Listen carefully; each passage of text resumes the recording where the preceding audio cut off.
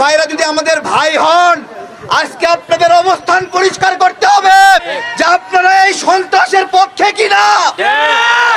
আপনাদের গতিপথ নির্ণয় করতে হবে যে আপনারা এই হত্যাকাণ্ডকে সমর্থন করেন কিনা।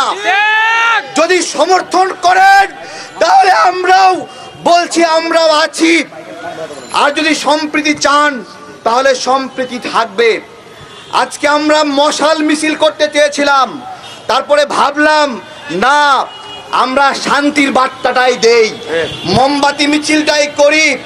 কিন্তু যে ষড়যন্ত্র হচ্ছে বাংলাদেশের বিরুদ্ধে, আজকে উপদেষ্টাদের প্রতি একটা কথা বলতে চাই, আপনারা যদি 625 জন আওয়ামী লীগ নেতাকে ছেড়ে না দিতেন, আর যদি 1000 আওয়ামী সন্ত্রাসীকে গ্রেপ্তার করে তারা জেলখানায় রাখতেন, তাহলে এই ষড়যন্ত্রের মুখোমুখি হতো না।